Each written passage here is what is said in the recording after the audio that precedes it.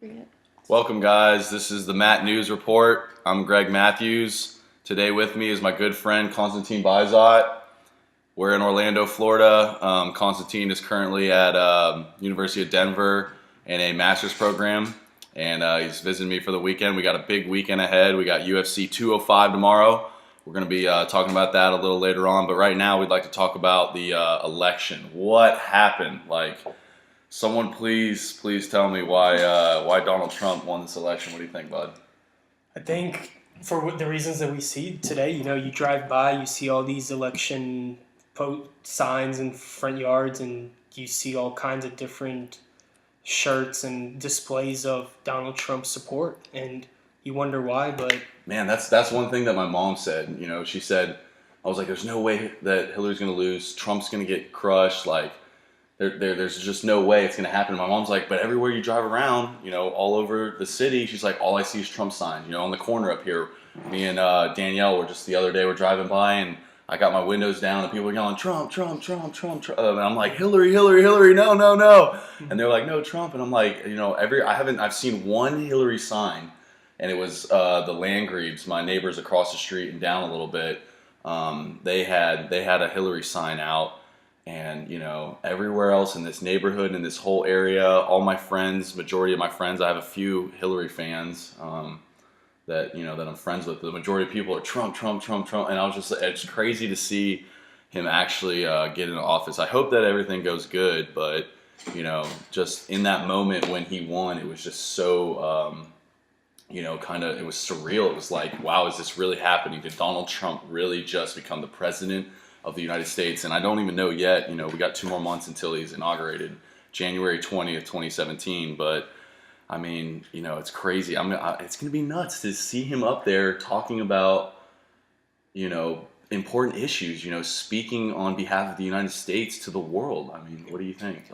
it's what the people wanted. I think Yeah. it wasn't so much as a vote for a politician as it was a vote to stick it to the man. People were so tired of, or what they thought they were tired of, which is the same type of policy the last 8 years, the same type of rhetoric, the same type of thought, and people just think that it can get better. And No, they said they were like, this is on Obama's legacy too, that basically Hillary getting elected was an extension of Obama. It would have been a third term Obama, basically, and people were like, we want to get away from that or whatever. But people like that. People like stirring things up, and I think it's one of those old adages where you know what they say about assuming. Everyone assumed Hillary was going to win. You never know. A lot of people might have not. People didn't take Trump seriously. And They Bill didn't take him Maher, I seriously. watched Bill Maher a lot. I love Bill Maher. Bill Maher's the best. And he's like, people come on the show and say, there's no way, Trump's got no chance, whatever, yada, yada. And I was one of the guys too. I was like, Trump's got no chance. Bill Maher's like, take a deep breath and really, really understand what you're saying. Step back and say, hold on, if I'm saying he doesn't have a chance, he doesn't have a chance, I'm not going to focus on, putting him down. I'm just going to say he doesn't have a chance, he doesn't have a chance, so we're going to lead a way and give him a path to come in there by saying that, instead of saying he doesn't have a chance, he doesn't have a chance, say this is a problem, let's find a way to combat him. But I mean, that's one of the biggest things that he said all along, and he worked really, really hard and tirelessly to try to promote, hey, listen, we got to take this guy seriously.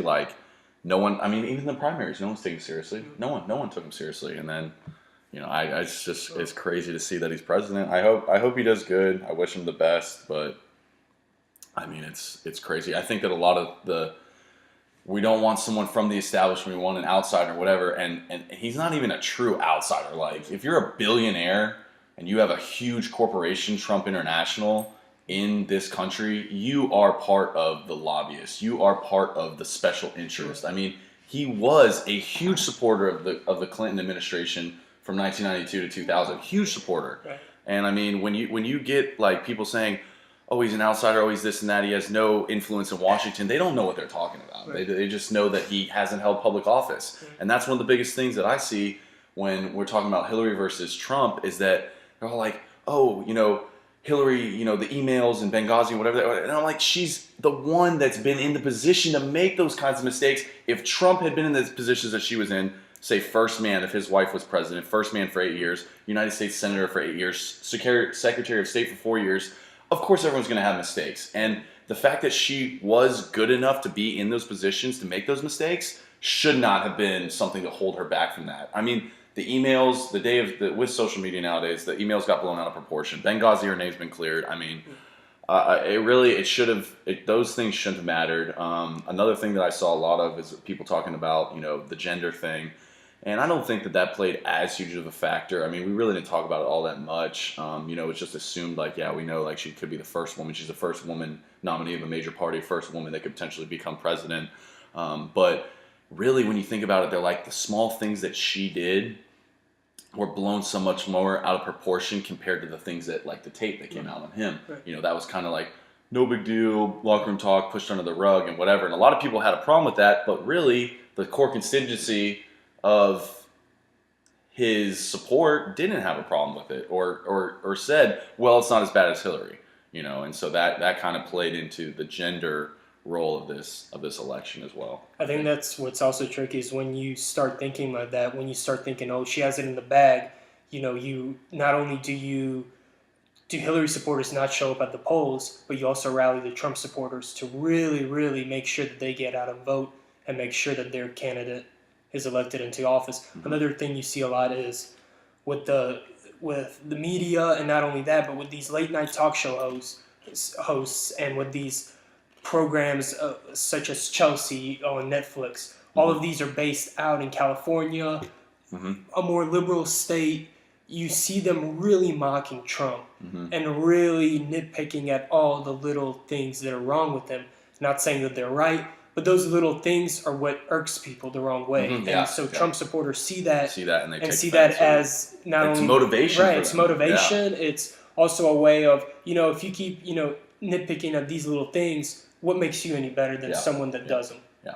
And so I think that's what worked against her a lot. You see these, Nate Silver in the 538 poll, he said, I think it was originally something like 90% that she was going to win. Then it dropped down to 72%. But all of these polls and all this analytics still work to somewhat have Hillary supporters not, show up and show out and rally around their candidate because that's the big thing they're thinking there was no enthusiasm in the Democratic Party. There was no let's go, but Trump was like enthusiastic and come on, let's go vote, because that's what it came down to. It came down to who voted.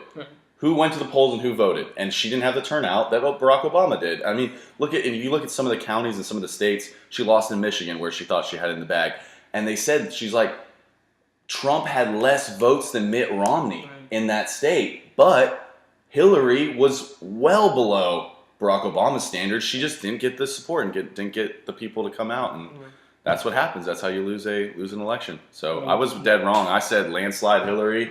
I don't know if it was more just I wanted that or, really I believed it, but I was dead wrong. We'll be right back. We're going to take a break. Thanks, guys.